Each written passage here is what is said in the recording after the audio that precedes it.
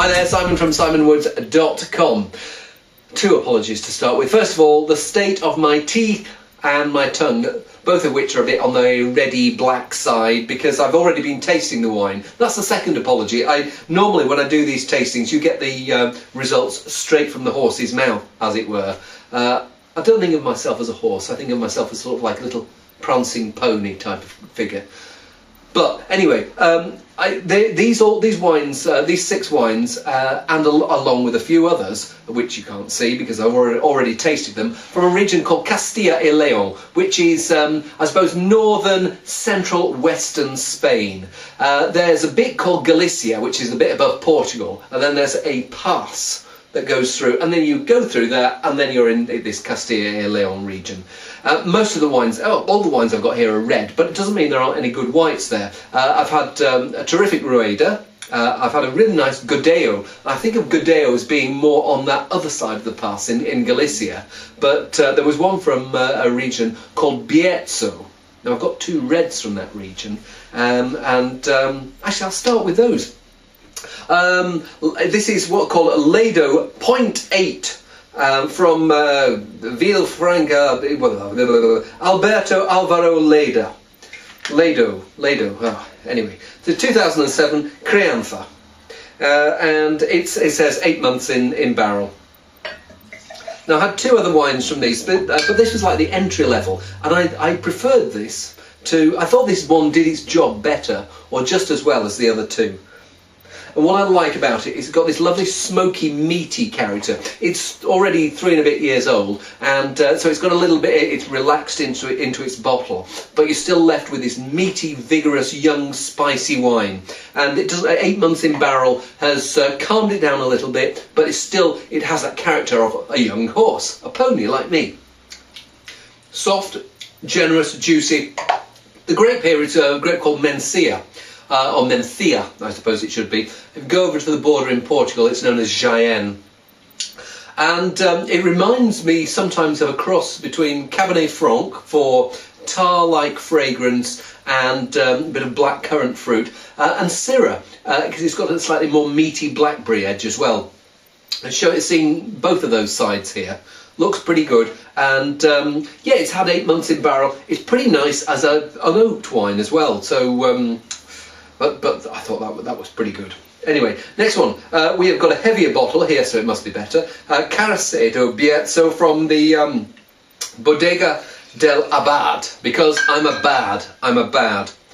And this feels like a much more, I mean, you can tell from the height of the bottle and the weight of the bottle, it's a more ambitious wine. It's had more time in oak. It's riper, fleshier fruit. Alcohol levels not too much different. I think this one's like 13.5 and this one's 14. But you're getting a weightier wine. But what's good about it, I was saying about the Cabernet Franc and Syrah, both of them fragrant grapes. Those characters, the smoky meatiness still carrying through here. Yeah, lovely velvet, ginger biscuit even, and then this plush, rounded, plummy fruit. That feels like a wine that's got loads and loads of time still ahead of it. Very young now. Got a feeling, what time are we now? 3:30. I've got a feeling that actually by 3:30 tomorrow, this will be singing even sweeter. And I think if there's any left of it by then. But pretty good now. And what's really good about it is it's got this freshness. It's ripe, but it's got freshness to it. So despite that ever so slightly overripe fruit, some people could criticise it for that. The finish I'm left with is fresh, lively, and maybe not as vibrant as some wines, maybe not as vibrant as Loire Cabernet Franc, for example, but keeps you coming back for more rather than thinking, I need something else. Okay, we are now in Cigales. Harriet Crianza 2008.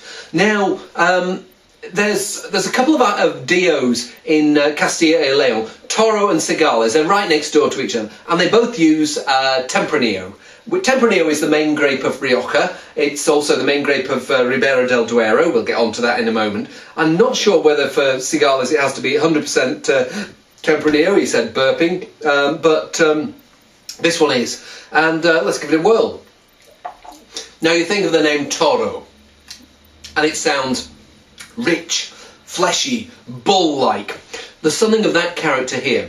One of the problems I sometimes have with Toro, it can almost accentuate and go over the top on that bovine character. Here, they've just got the right degree of meatiness. It's like there's fresh herbs on a steak. It's about to go on the barbecue. Actually, it's just gone on the barbecue. And there's this slightly smoky character coming through. But there's also something beyond there, what I call life beyond fruit. And there's a meatiness, but there's also an undercurrent of minerality too.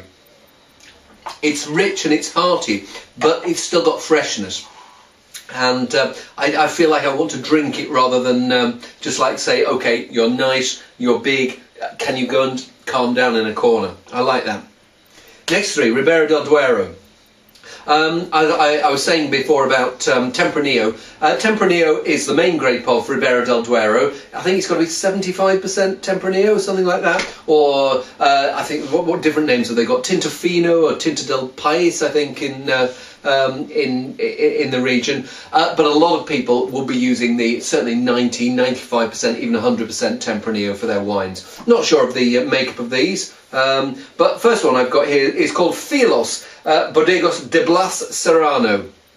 Now I have three wines from these guys in the tasting. Curiously, this was the one that for me did the job best. It wasn't that the ones after were not good, but it was just that in trying to hit a particular niche, this one, for its young, juicy gluggability, was the one that I thought, yeah, that does its job better than something that's trying to be a bit more ambitious. Now, this has got some wildness and fragrance about it, which I found actually that maybe was slightly absent in the ones above, the more ambitious ones. There's this juiciness and there's this wild berry and herb fruit, but there's an iron-like minerality too. I don't know what the soil's like here, but there's certainly something here that makes me think that I'm tasting quite a lot of the soil, and it doesn't feel like it's someone, the person who's made it has tried too hard. They've done they've made the wine, and then they've known when to stop making the wine. They've known when to stop pressing it. They've not got too much flavour out of the grapes. It feels quite, not delicate's the wrong word for a wine like this, because it's quite a full-bodied wine, but it's not over the top. And yes, it is that Ribera del Duero for me sometimes can be almost too much of a good thing. It can be a very warm region. It's warm during the day, cold during the night. So the grapes get lots of heat on them, but sometimes for me they almost like get too much heat. They get that bit too much sunburn during the day. Yes, they retain their acidity because the nights are pretty cold. I've been there in the middle of winter. You have these glorious days, and it's freezing cold, well below freezing. -10 one day when I was there. And blazing sun, and you thought, great, it looks great, and you go outside in your t-shirt and you go, I'll just go and put my thermals on.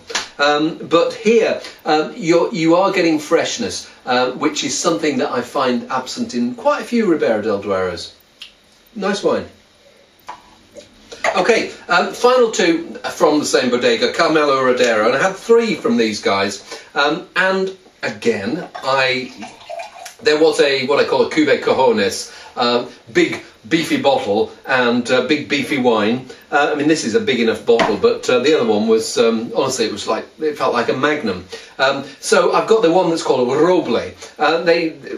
Spain categorises its wine according to the amount of time it's been in a barrel. Crianza means it's been aged. And I'm not sure about Ribera del Duero, but if it's like Rioja, if it says Crianza on, it's got to have been in a barrel for at least a year. If it just says Roble on, it means it's been in a barrel, but not quite for a year. So this is the 2009. I wouldn't be surprised if this had had like 9 months in barrel and then been bottled middle of the summer and had another few months to calm down. But what was nice about it, it had this chocolatey richness. It was all about youthful, bouncy, joyful fruit, but with this oak giving a slightly chocolatey, chocolate wafer edge. Now, I've criticised chocolate wafer character in wines on these videos in the past, but here it's just about right, because there's bouncy fruit and chocolate wafer, and they are a nice balance rather than I'm all chocolate wafer, or the fruit's there, the chocolate wafer biscuit there from the oak is is also a factor, but they sit nicely together. And the result is something that's got a bit of freshness, got a bit of beef, got a bit of bounce and life, but also got quite a full body, and this ever so slightly, bimbo's the wrong word, but a glossy sheen of, it's got makeup on, but it doesn't look all the worse for it. It's good, and I think it's going to get a bit better, even though I'd be very happy to polish some off now with some roast lamb. Let's see what the final one is like. It's the Crianza 2007. There was a Reserva 2007. That was the one in the bottle that you needed 2 hands for. That will be brilliant in about 10 years' time. But this, for me, I thought, well, I may be wrong, because I tasted it, how are we doing, about 3 hours ago. But no, it just smells, it just smells like a lovely, complete, confident, fresh but mature sounds weird. What I mean by that is it's been around the block, but it's still come back and it's in good condition and it's got stories to tell, but it's still lively and boisterous, and I quite liked it.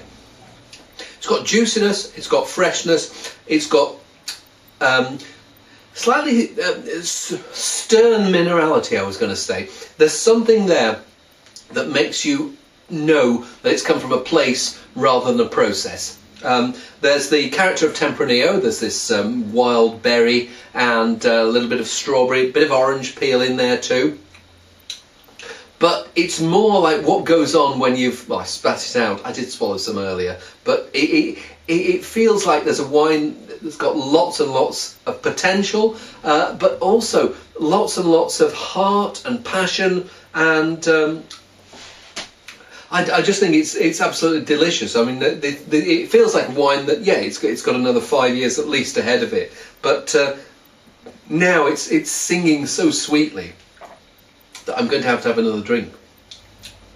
As I've said, I sometimes find Ribera del Duero gets it wrong and goes for power rather than pleasure. Now, this one seems to be one that's got, I feel like Kevin MacLeod here.